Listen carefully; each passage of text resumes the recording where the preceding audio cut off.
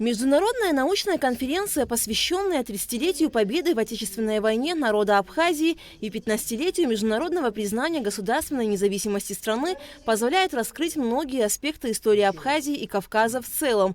Актуальность темы Отечественной войны как важнейшего исторического события заключается в том, что она остается главным фактором в формировании национальной идентичности, отметил директор Абиги Арда Ашуба, приветствуя участников пленарного заседания Международной научной конференции. Проведение международных конференций, посвященных знаменательным датам в истории Абхазии, давно стало доброй традицией и объединяло ученых-кавказоведов из разных стран и регионов. Благодаря таким научным форумам мы с вами имеем возможность обменяться опытом, мнением, выслушать друг друга и подискутировать в дружеской, я бы сказал, братской атмосфере. Руководитель администрации президента Абисалом Кварчи зачитал приветственное письмо президента Аслана Бжания. Авторитет и опыт участников позволяют говорить о конференции как одном из наиболее значимых в Абхазии научных мероприятий в сфере общественных наук.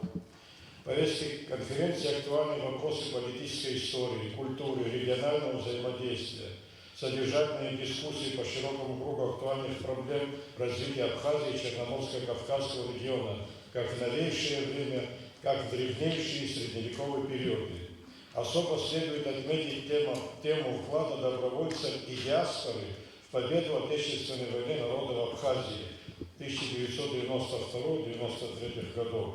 Убежден, что конференция пройдет успешно и будет содействовать укреплению международного и регионального научного сотрудничества, обогатив опытом и новым знанием ее участников. Желаю вам плодотворного общения и всего наилучшего. Президент Аслан Анатольевич Бжания.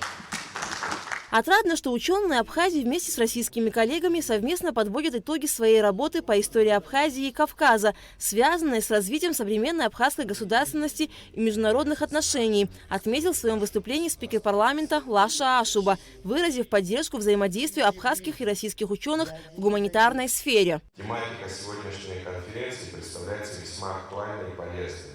В формате сегодняшнего мероприятия у вас есть возможность обсудить различные оценки, подходы и приоритеты в отдельных областях исторической науки, наметить пути решения задач, стоящих перед ней. Дорогие друзья, благодарю организаторов за реализацию идей проведения такой представительной научной конференции. Желаю всем участникам конференции укрепления сотрудничества и реализации намеченных планов. Успешной вам работы! От лица министра обороны Владимира Ануа участников мероприятия поприветствовал его заместитель Давид Бжания. В работе научной конференции принимают участие историки, политологи, социологи из республик Северного Кавказа, КЧР, Адыгеи, Кабардино-Балкарии, Чечни, Ингушетии. Гости также поблагодарили за возможность обмена опытом с абхазскими коллегами. Затем участники пленарного заседания выступили с докладами.